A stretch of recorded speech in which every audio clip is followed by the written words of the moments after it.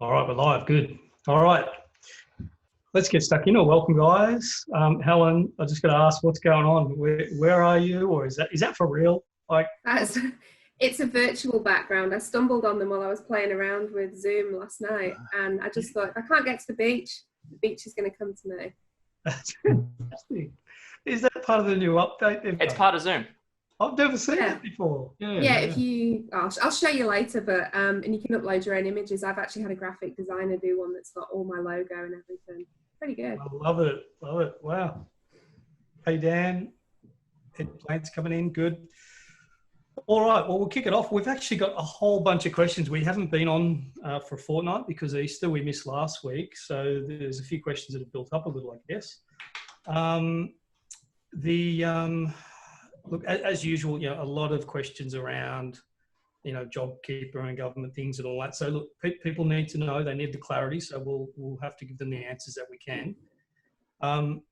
So what I might kick off with, let's see, is Bill Petrosky here yet? He's not, is he? No. Okay, we might hold that one for a minute. Maybe, Helen, you were pretty keen to answer this one. Someone wanted to know what's going on with the commercial tenancy situation. It seems like it's a little bit confusing. So maybe you could start us off on that one. Yeah, it is confusing. So the National Cabinet have produced a mandatory code of conduct, but because leasing is dealt with on a state and territory basis, we've got to wait for them to legislate, and they've not done that yet. It won't be far off. But we do know the principles of what needs to be legislated. And this is that any small, medium-sized businesses that are eligible for JobKeeper payment, who can establish that they've suffered as a result of COVID-19, obviously, are able to negotiate a rent relief with their landlord, and the landlord has to negotiate with them in good faith. And that rent relief is the amount that their turnover has dropped, essentially, as a result of COVID-19. And there's very strict rules about how that will operate as well, because of that rent relief amount, at least 50% has to be rent-free, rent waivers, so completely written off, and then the remaining amount needs to be deferred, but over a sort of longer period, 24 months has been suggested. Okay.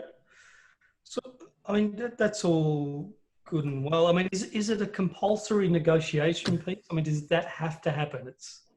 If you're a tenant who is one of the eligible tenants, so in other words, you're a small and medium-sized business with an annual turnover of up to 50 million, and you're eligible for JobKeeper, then you fall under this mandatory code. So if you're a commercial tenant and you meet that criteria, then your landlord has to engage in these good negotiations, has to give you a rent relief equal to your proportionate drop in turnover, and then has to defer part of that for a certain period.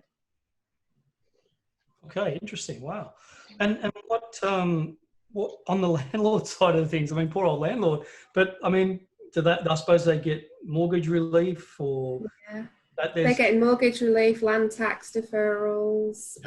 So basically, it's whatever they're saving, they've got to pass on to their tenants. But of course, we're in this for the long game. I mean, if they start, they can't evict people. I mean, that's another thing. There's no evictions for non-payment of rent for 6 months.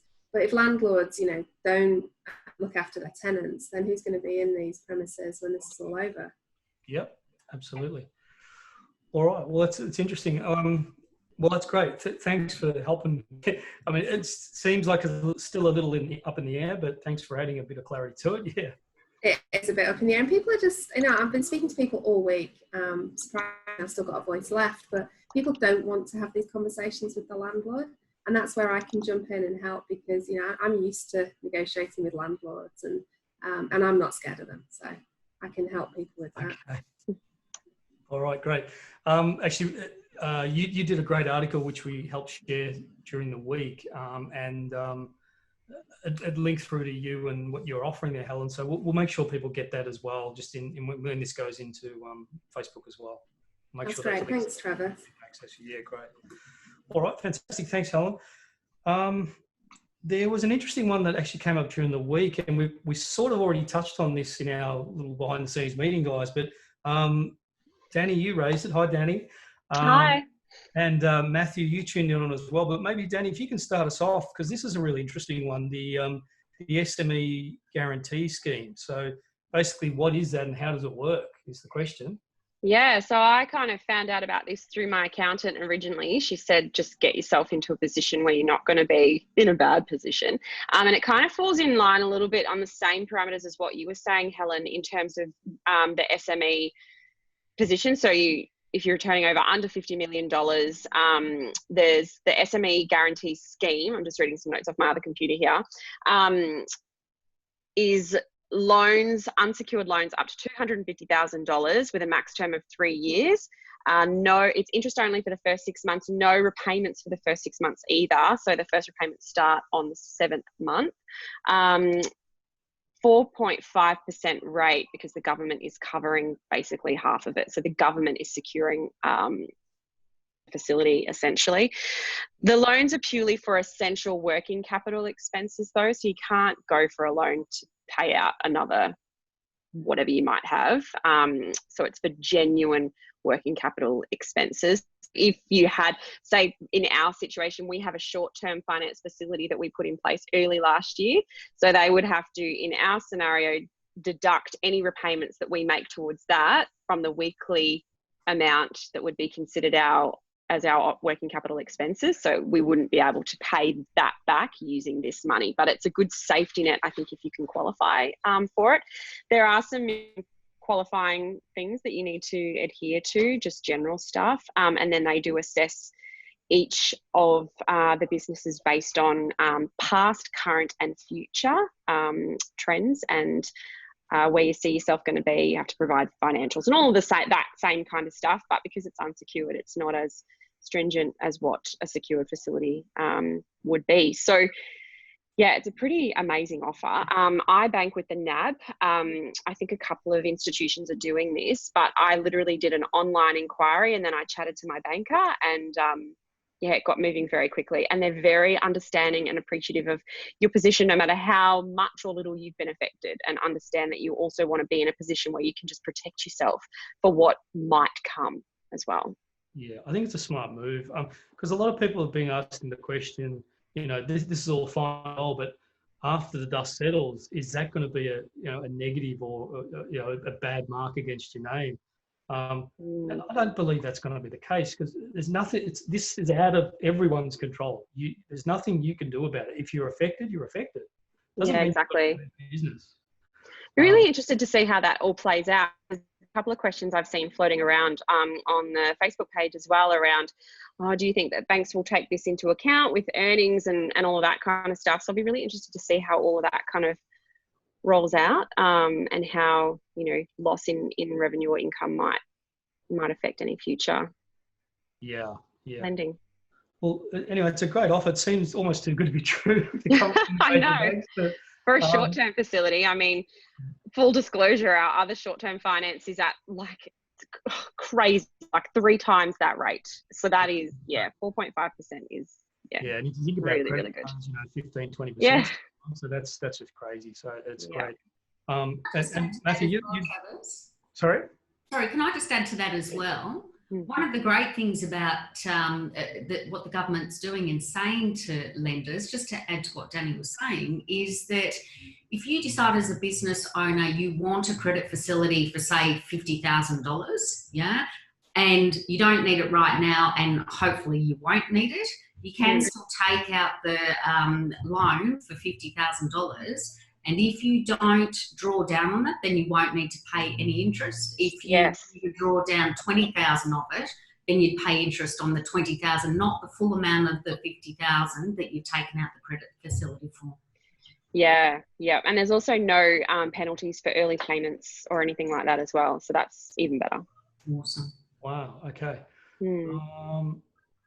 Was that Ed? You just shared that link in the chat there, mate.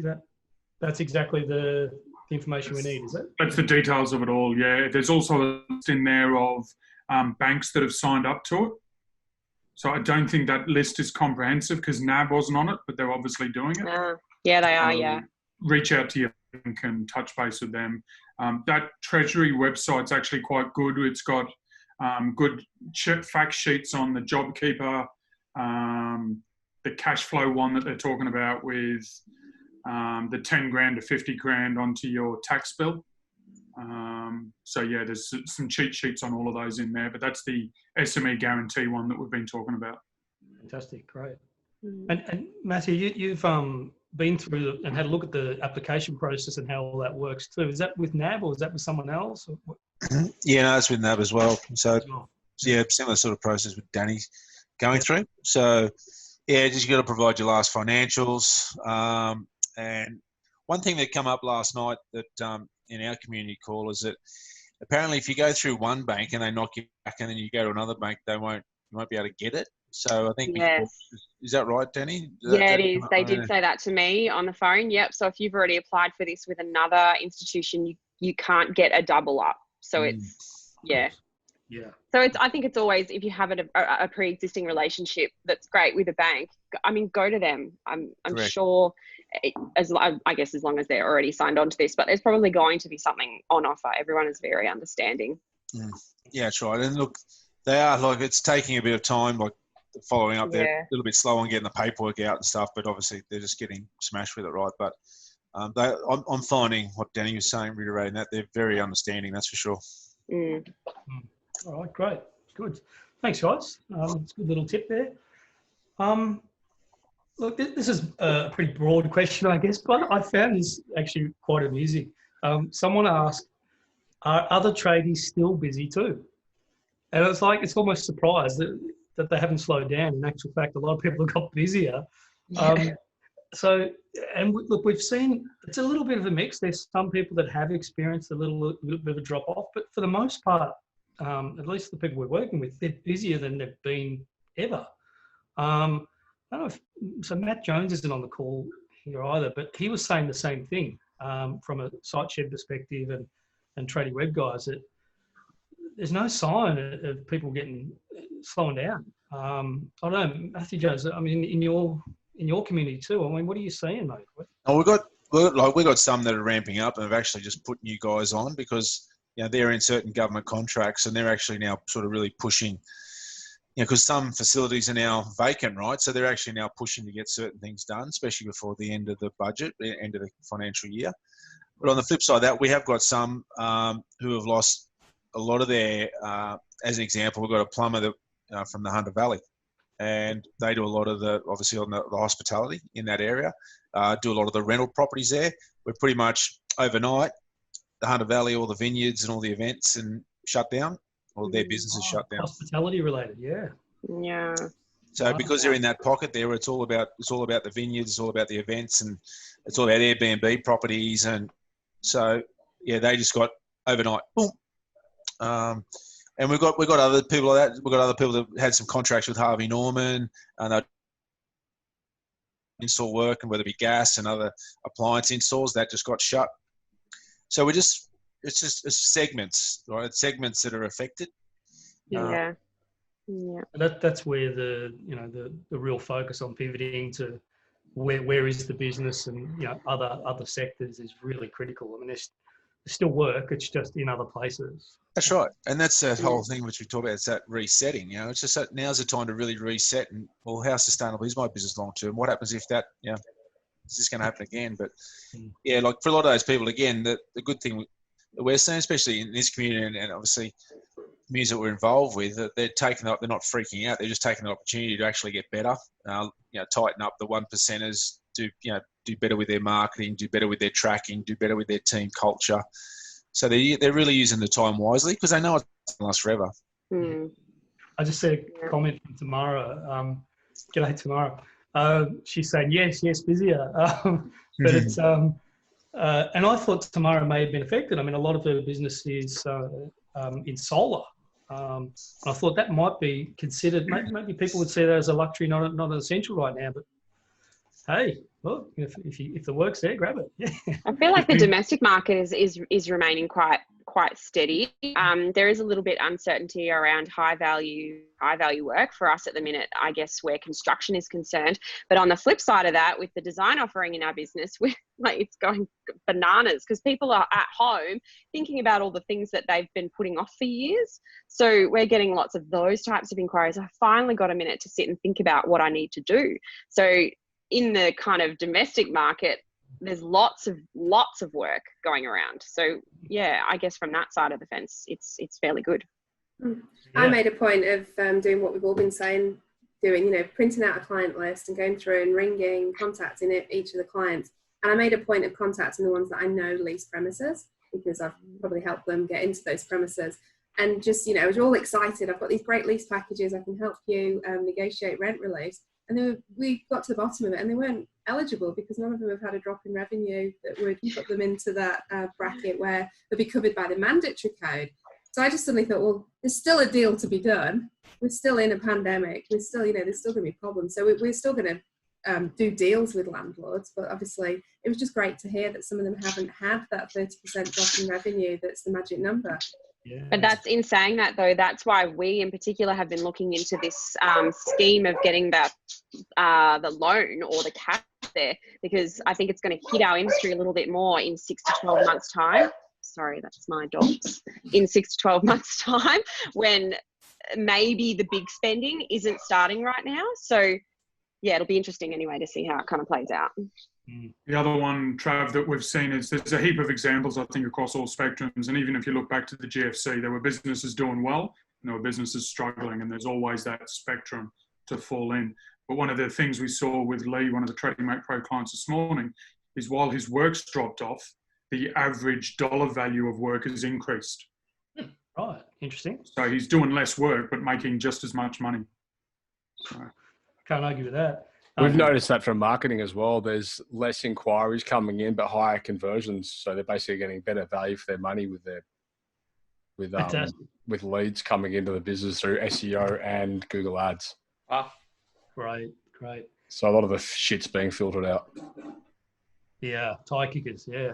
Peter Vardis. G'day, Peter. He just mentioned it's the busiest he's ever been. Peter's in Sydney in sort of the top end market of range hoods.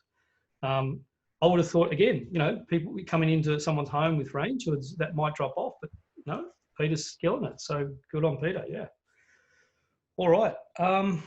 You timed in well there, Matt. We were talking about you earlier, mate, that you might want to say something to this, that, a lot of the clients you're working with too are busier than they've ever been. So they're smashed. Yeah, that's great.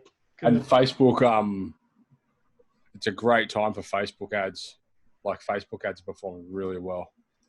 Yeah. Like really low cost. I can tell you, like I can tell you right now, because I've just been chatting with my marketing. We're getting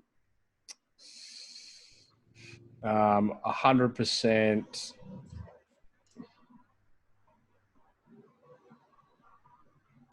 100%. Spends too much.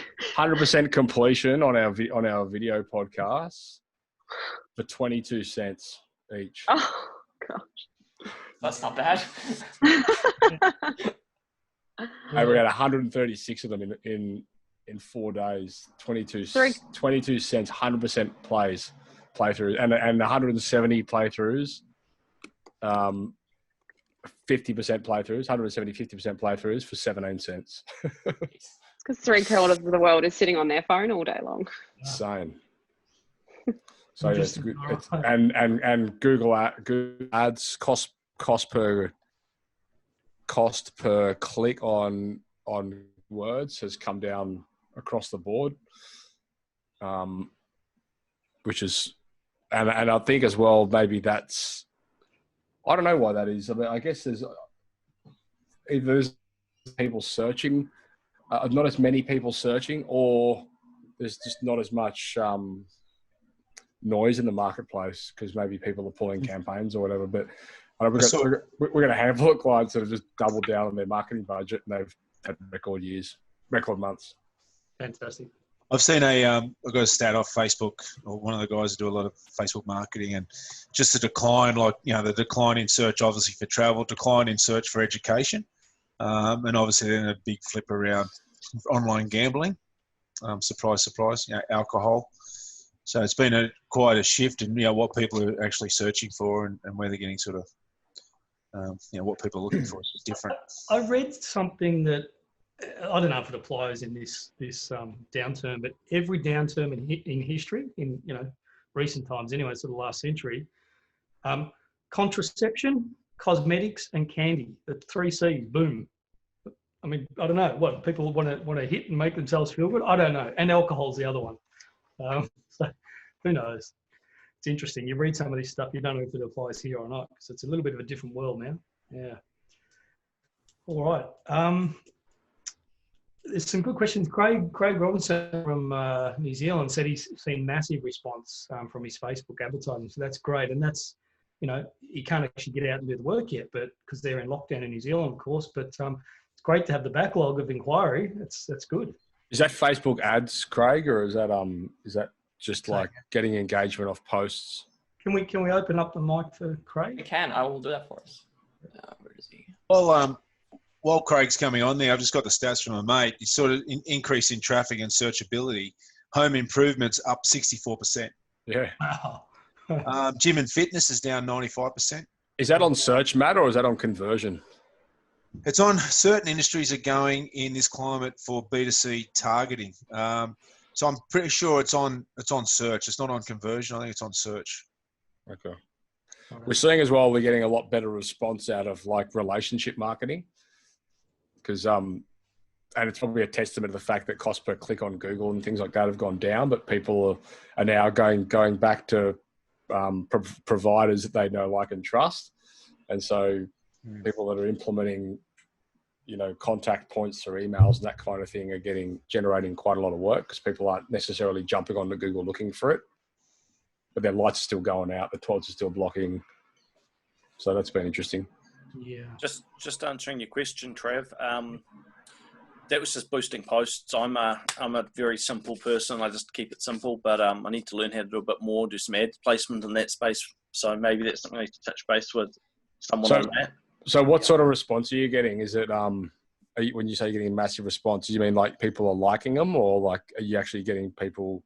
So we put up put $30 on a post around a deck. Wise man once said, build your deck in winter so you can enjoy it in summer.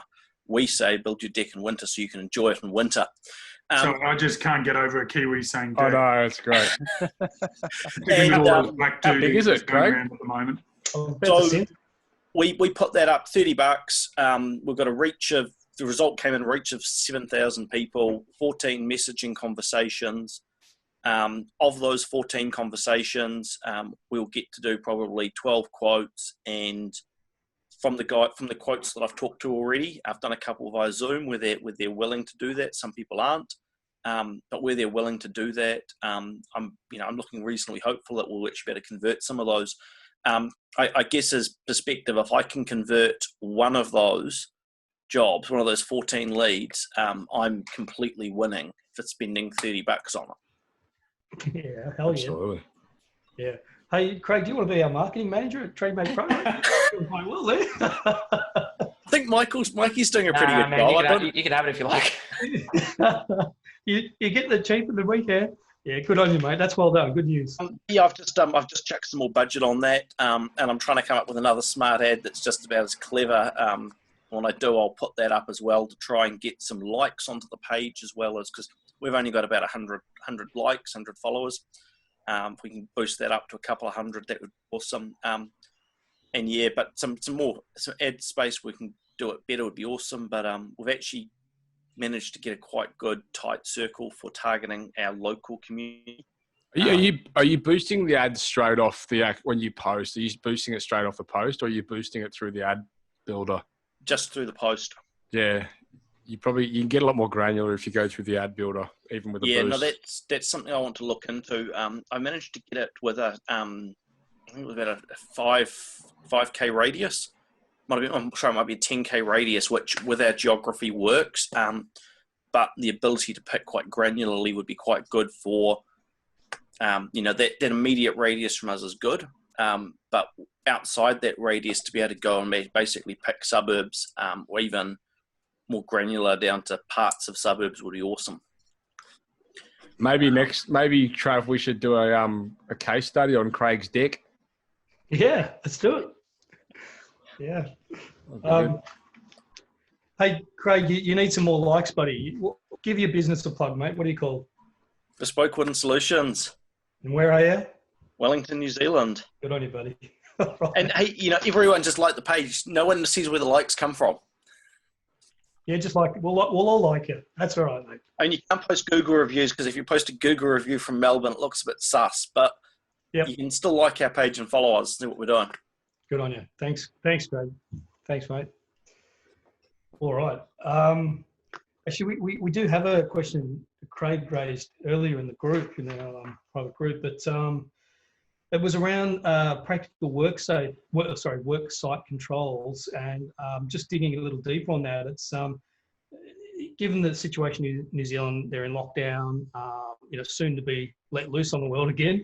By the looks of it, it's not certain yet, but the world's changed a bit. So Craig's question was, what health and safety measures or controls should be in place for the foreseeable future when returning to work?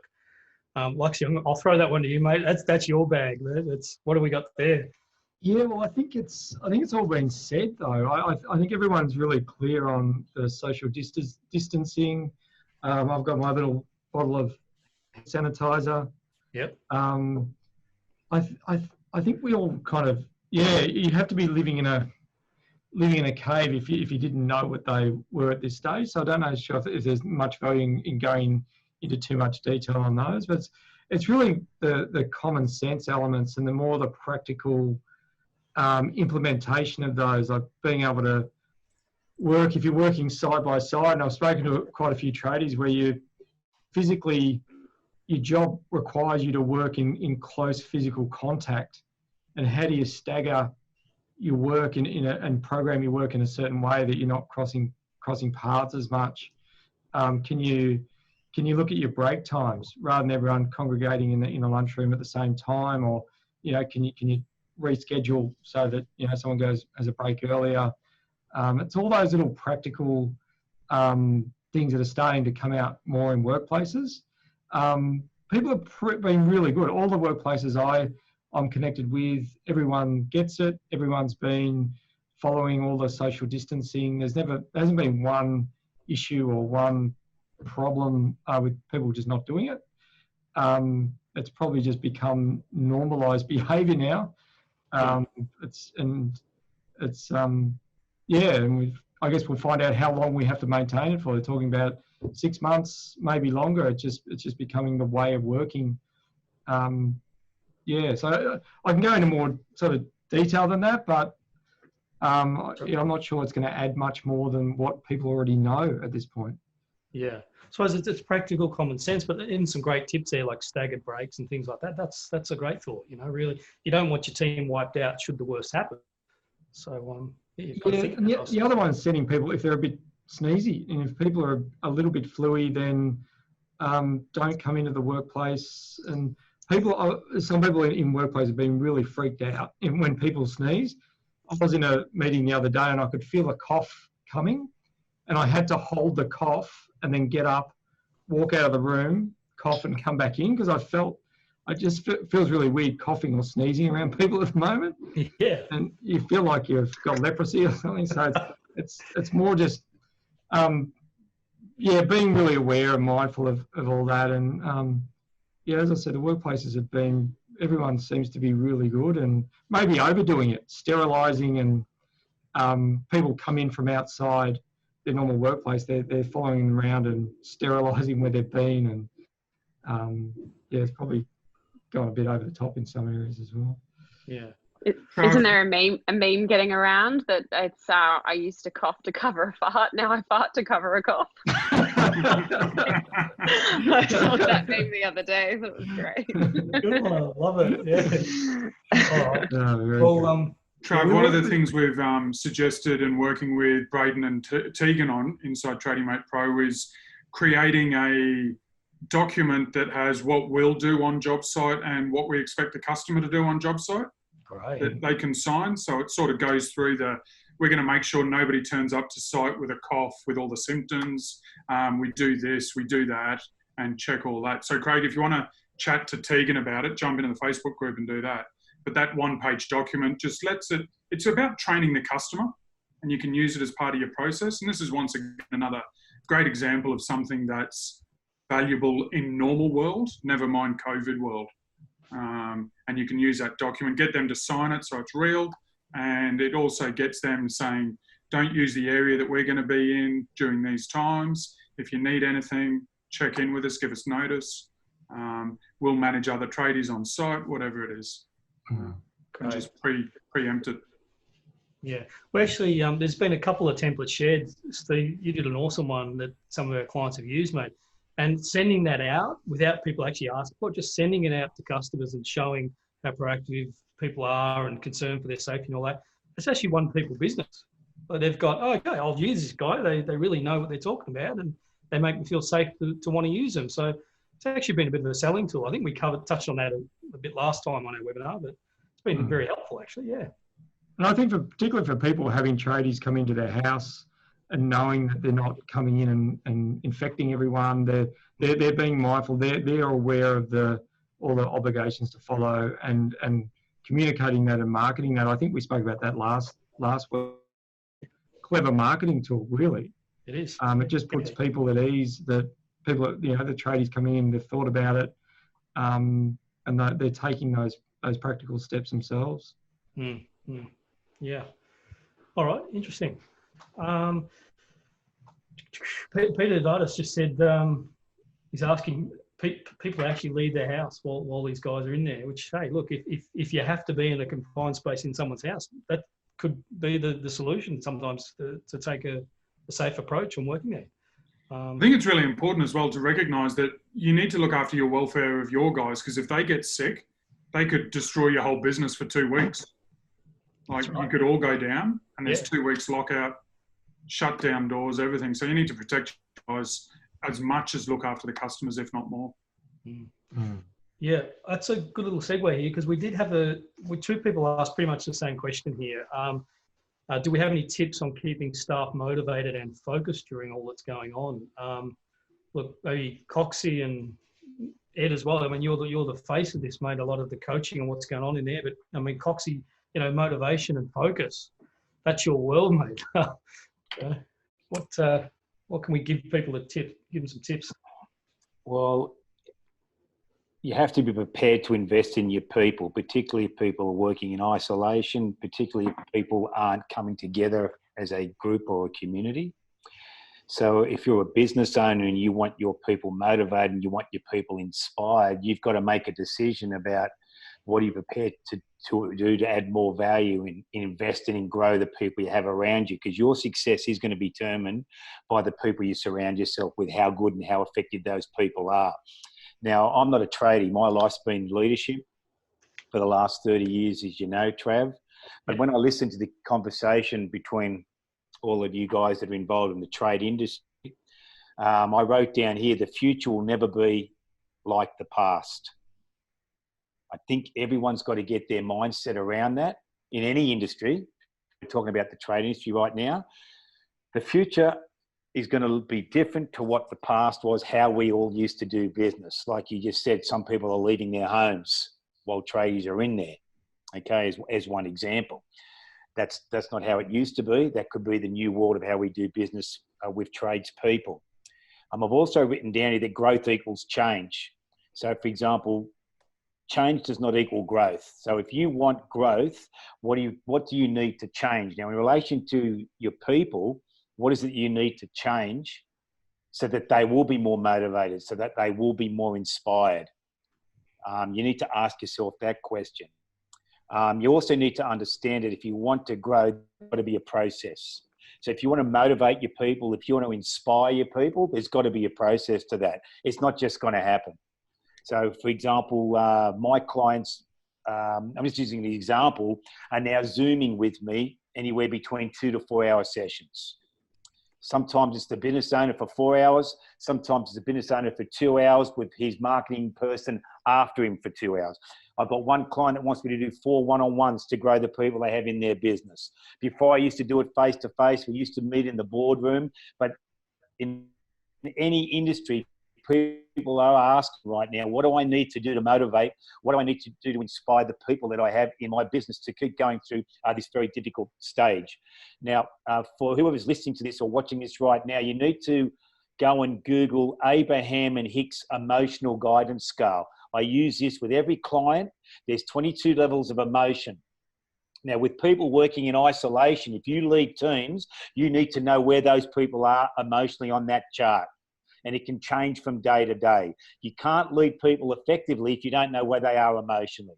Now, that's a 1 hour presentation I could just do on that, but I'm just trying to throw some IP out here to whoever's listening or watching this right now to go and do a little bit of research and ask yourself, if you want to motivate, you want to inspire the people you lead, where are they emotionally? You've got to know where they are. So in professional sport, we're about to re-embark National Rugby League at the moment with the West Tigers. We've got to know where the players are emotionally before the 4th of May. They've been in isolation training on their own for 6 weeks. How inspired are they? How motivated are they? Do they really want to get smashed on the 28th of May? It's not just about money, okay? So it doesn't matter what industry it is. Everyone's asking, where are my people at? And what do I need to do to motivate and inspire those people? I've also written here that change is an inside job. So people have to want to be motivated and people have to want to be inspirational. They've got to want it. It doesn't matter. You can invest as much money as you can, but if you invest in the wrong people, it won't make a difference. So you've got to choose those people wisely in your team, particularly in this critical time we're in right now. Are they motivated? Do they want to be more motivated? Do they want to inspire? Do they want to lead? Do they want to influence?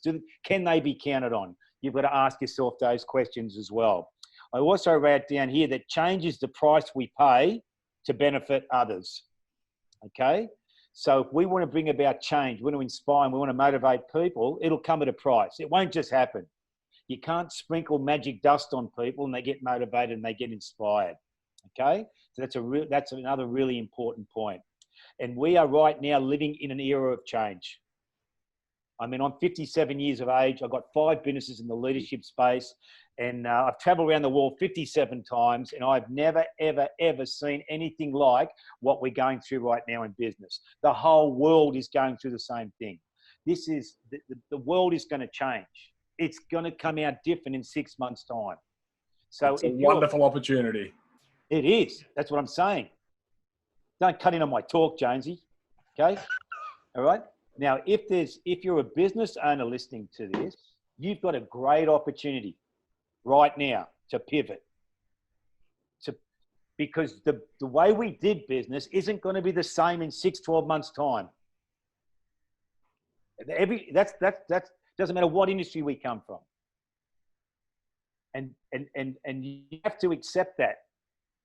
We all have to, right? Because this really is a unique period of all our lives. 2020 will go down in history. It really will. 1914 went down World War I. 1938 went down World War II. September 11 went down 2001. This is one of those catalytic moments which really brings about massive change, whether you like it or not. A leader's influence will go up or down depending on their response to change. So if you're a business owner and you want to have more influence, which means you want to motivate and inspire your people, then you've got to really respond to change right now. Because, for example, my staff are looking at me for leadership. They need it. And if I lead better, they get more motivated and they get more inspired. So to wrap this up, Trav, is that the answer to that question is you've got to be a better leader, a better business owner, if you want to inspire and motivate the people you have around you. Now, in professional rugby league, I work with Michael Maguire at the West Tigers, and I'm smashing him on this at the moment because he, for the first time in his career, he's not been able to be with his players. And the players are not being able to be with each other, and they're coming together for the first time on the 4th of May. Well, if they're going to be motivated and they're going to be inspired, they're going to be motivated and inspired by who leads them. That's where it starts. So the answer to your question is, whoever asks that question, it starts with them. They've got to be more motivated. They've got to be more inspired, which means they've got to come up with a process to grow themselves, to feed them so that they can be more motivated and inspirational to the team they lead. Fantastic, mate. Hey, Trav, on that, for our business networking breakfast next month, we have Shane Simmons presenting. Mm-hmm. So he's the Royal New South Wales, the New South Wales Rural Fire Services Commissioner. He's just been announced that he's been promoted up into a new position they've created for him. And while we were talking to him, he was sharing that on the day that that was announced to the public, from the announcement to the time he got back to the office, like the 40-minute drive, he had 20 of his staff send through an application and a CV saying, if you've got a job for me, I'd love to join you. Wow. And that's that sort of motivation and inspiration I think this question's getting to. And he shared on the quick chat we had that there were a couple of things that he's done all the time that are really important in times of crisis. And so this guy's led through the drought that we've had, the horrific bushfires that New South Wales were devastated with, that saw hundreds of millions of dollars donated to support the efforts. And he's now gone straight from that into, he was meant to be on 6 months holiday and straight into COVID and all of this happening. And he sort of said, there's a couple of things that I put it down to. One of them is I always check in with my guys and girls, but regularly. And it's not just in crisis, it's all the time. So he checks in and just to see how they are, just to see, as Coxie was saying, that where are they on the emotional scale, what's happening in their life, because what's happening in their life affects them in their work. And so he's always checking in on that. The second one is he says there's structure to it. So there's structure to how he deals with his team in terms of meetings, reviews, support, and continually monitoring where they're at and how to help them do better, be better. And then the final one was the rhythm. Rhythm's my word, but it's that when do things happen on a daily, weekly, monthly, quarterly basis, so that it's not just an ad hoc, shit, I should talk to the guys today. Guys, gather round. How are you all feeling? And there's the structure to it, but also the consistency, so that you're not just another guy saying stuff and not following through with it. So I thought there were 3 really good points that Shane shared with us that he'll be talking about at the breakfast. Yeah, I'm looking forward to that, mate. I'm going to tune in on that too, yeah. So that's really good, guys. Thanks, Coxie. Thanks, Ed. But basically it boils down to, if you want your team to be motivated and focused, you first have to be motivated and focused yourself, because they, if they're not seeing it from you, they're certainly not going to feel it and carry it through either, yeah. All right. Big session, that one. That's good. Hopefully that's helped the people that asked that question. What else we got here? Actually, Dan brought up an interesting point. And this was something to do with our last webinar as well, and that sort of thing. But the point you made was talking about process options for subbies on how to get progress payments, deposits, provisional sum, that sort of thing, but more from a process I guess side of things. Is that so I nail that one? Is that what you? Yeah, that's pretty Yeah. pretty much what we're looking at. I remember whenever the webinar was, there was a tradie that was owed maybe 80K or whatever it was. Yeah. And it just blows my mind that someone gets into that position, but it does happen so often in our industry, and it really annoys me. And I know it annoys Danny that this still takes place. So I guess I'm on the builder side of things, so I kind of understand where the builder's coming from, but I have been a subbie, so I understand where they're coming from. So as a subbie, you should always, if you're going to do a job for a client or for a builder, ask for that deposit. I mean, most of our trades, they ask for a deposit for materials up front, whether that be 20, 30%. So at least they've covered some of their backside already. And then you can do your progress payments throughout the stages of that build, whether it be a rough in, a fit off, or if you're a plasterer, when you hang or when you trowel up, you're getting paid throughout the process. And then as soon as the builder doesn't pay you, just stop. Don't go back. Because as builders, we want things to happen. We want it to happen quick. So if they stop and don't want to come back, that's affecting my schedule, which has costed me a lot more money at the end of the day. So I'm more likely going to pay you up straight away what I'm owed or what you're owed. So yeah, always schedule 3 or 4 payments throughout whatever you're doing to a builder or to a client even. You can literally be that brave with it as well. I mean, we've been seeking to work with a new plasterer who is just the bee's knees in plasterers in Melbourne, as far as I'm concerned anyways. And he is so good. He works for all of the top firms, all of the top builders. He does not negotiate payment terms with builders. He finishes one element of the job. For example, he hung plaster, sent an invoice that day, payment due straight away. So if I want to work with him again, or if I want him to continue the job, hang, stop, whatever he needs to do, I have to pay it. Well, he was that confident. Our terms are 14 days payment. We're trying to push out to 30 days payment. He said no, 7 days maximum. That's it. I'm not coming back. So if you're that good at your job, you can do that. Because as a builder, we want you to work for us. You do a great job. You present well. You look good to our client. So we want to keep you on site and we want to pay you. You've got to back yourself as a tradie. But not everybody might be in a position to do that as well. But I think if you have a great product, if you know you've got a great product, if you can command that, do it. You know, or put steps in place to get yourself to that position. Value what you do. I just had a great idea. I mean, if you actually film this happening, you know, and people aren't getting paid and they're walking out and there's all drama around it, that'd make a great TV show, wouldn't it?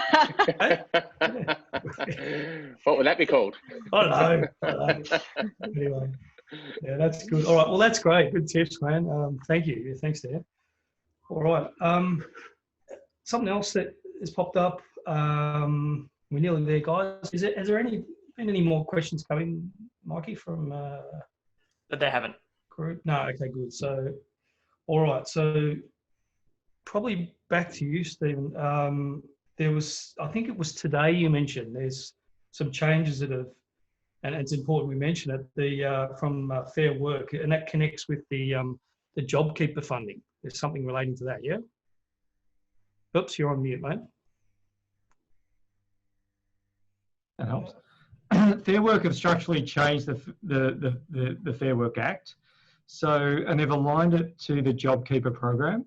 And not many people are aware of it, but with the JobKeeper, once that starts to roll out, Fair Work have adapted their legislation so it all lines up. But basically what you're allowed to do as an employer, and this goes up until the 28th of September. So it's a really, they've put some fences around it, but you're able to sit down and renegotiate your working arrangement with your staff. And they've given the employer, I think the boss, a lot more flexibility to be able to do that. So you can basically sit down and reduce the amount of the days, they reduce the amount of hours, but one thing to be really careful about is not reducing their pay under the award minimums. You can definitely reduce the hours and days and look at that $1,500. So think about that $1,500 is coming in through the government as a JobKeeper. It's coming to you as you're paying that employee that $1,500. You can basically adjust their hours so it's money in, money out. So if your work isn't booming, you can then keep them on the books, but you don't have to necessarily pay them over the odds to what, based on the cash flow that's coming in. One of the concerns that I've spoken to a few people about is when you've got people in a scenario where they're sitting, they're kind of expecting to be able to sit at home. So there's something, the government's going to pay you're the boss, you're getting $1,500. The employer goes, well, I'm just going to do the minimum. It doesn't work like that. The relationship, the employer-employee relationship is still there. and you still can manage people. And ultimately, if they don't want to do the work, you just go down a sort of a performance track with them and work that process with them. They still need to do their job.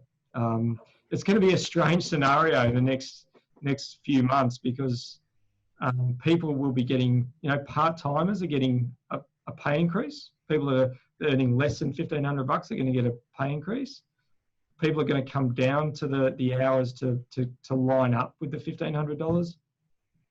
And there'll be people out there that'll think, why should I contribute as much, because you're getting paid by the government anyway.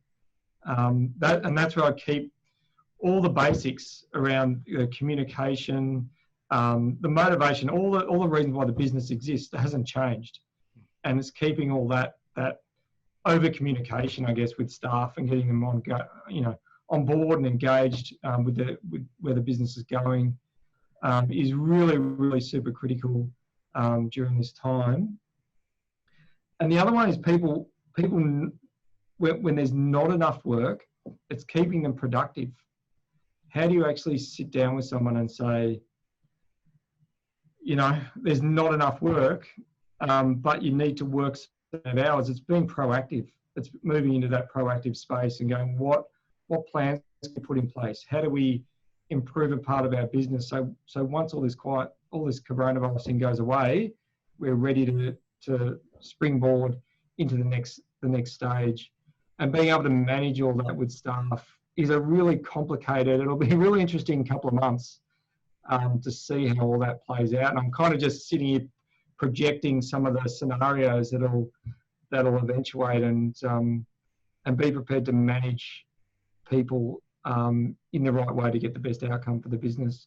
And I'll put a link, Trav, I'll whack the link to the Fair Work site, because they've actually updated, they published it on the 9th of April, and they've updated it today.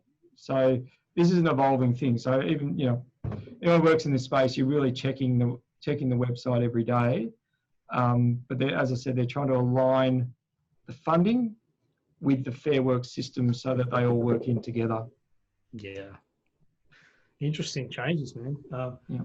Yeah. Well, it makes sense. You just jogged my memory, man. I've had some pretty intense conversations with a couple of people around, there's the challenges around this, and it's a bit of, why should I do this from the team? And, you're getting all these helps and incentives, and, it's always, it always comes down to, sometimes it's the us, them mentality, a business owner, or they're making all the money and, we're just doing all the work. I think the conversation I've had to have with people is, look, the business is its own entity. Everyone needs that business to survive. The team, the business owner, it's an entity in its own right. The business and the business owner are not one and the same. So, the business owner still has to survive off the business, just like any one of the team members. So essentially, we're all in this together. So we need to nurture and make sure that business entity survives. And then on the other side, we'll all see the fruit of what we've done right now. So I think people really need to take that on board, and team members also need to be mindful that that's the situation, that the business owner, in a lot of cases, some of the business owners, when they're going through, especially early days, they earn less than the team. So, it's everyone's in it together. They all need that business to survive. It's definitely going to be a strange situation where you've got a business that may have shed staff. So in a natural decrease in workload, the business would shed staff to align with that. The federal government has basically said, well, we'll give you this JobKeeper so that the business can keep people on, but it doesn't reflect the natural level of work for the business.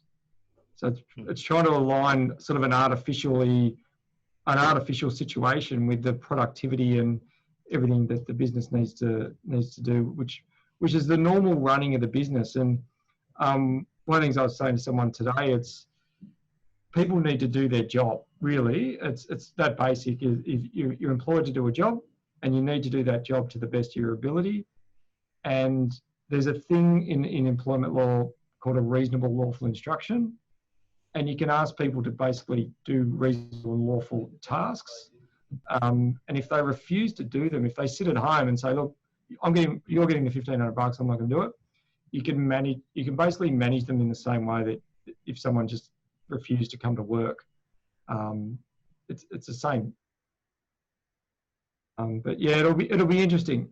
I'm certainly learning every day.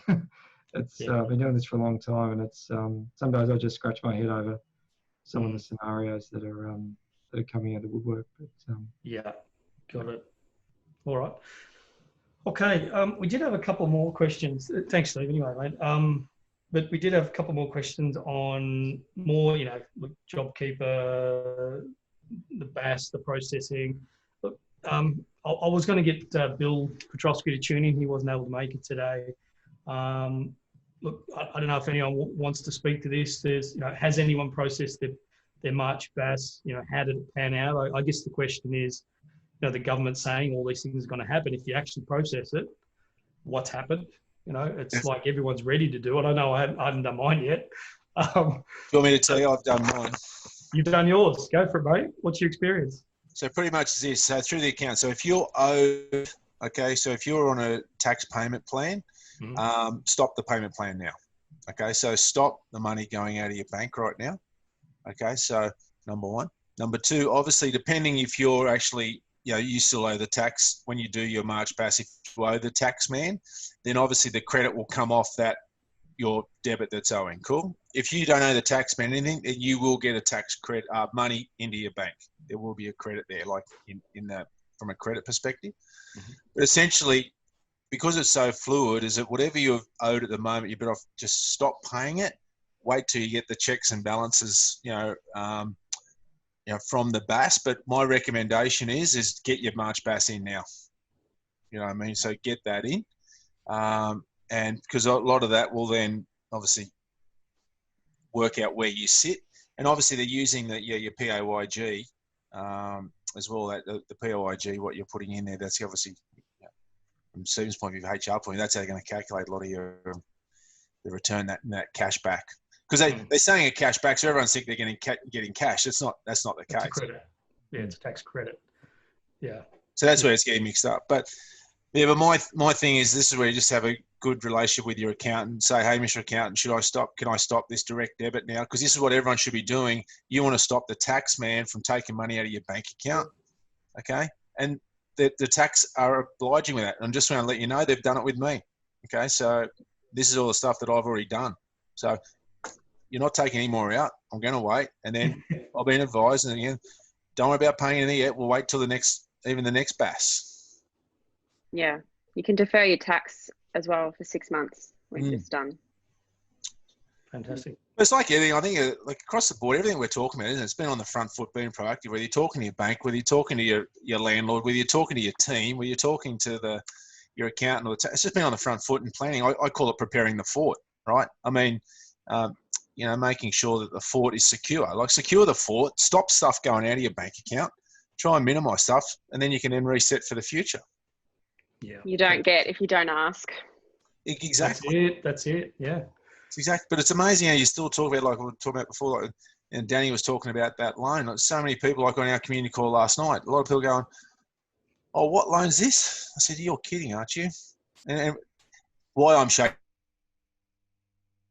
my head is because we've actually spoken about this at previous ones, and they still haven't written it down. You know what I mean? Like we spoke about this 3 weeks ago. What are you doing? These are good calls. Listen, please. So anyway, you can give everyone the information, right? But can be a bit overwhelming, especially this sort of time, though. But this is why you need good people in your corner.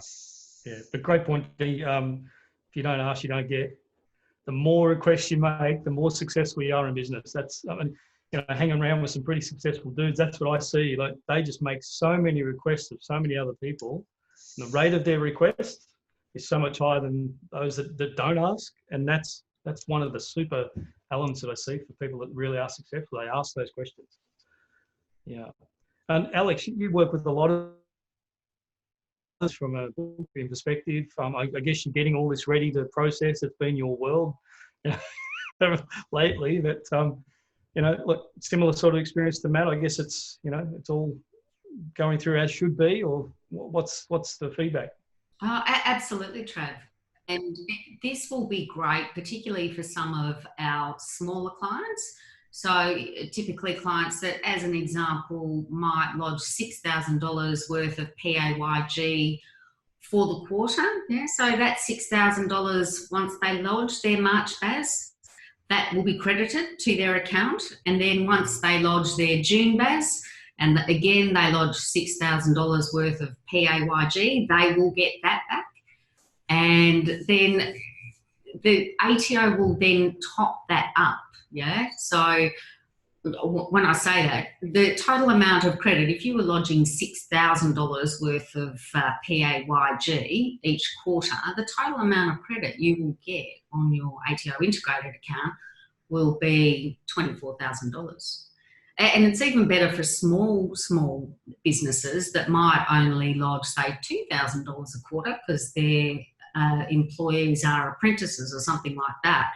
So in that instance, you'd lodge $2,000 worth of PAYG in the March quarter, $2,000 in the June quarter. Yeah, so you get that credited off.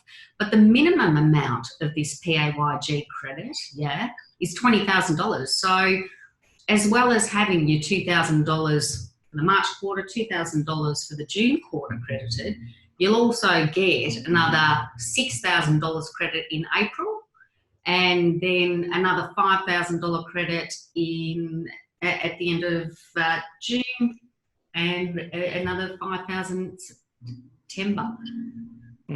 Yeah. Cool. So it's all going as they promise. It's good. No, it's definitely going.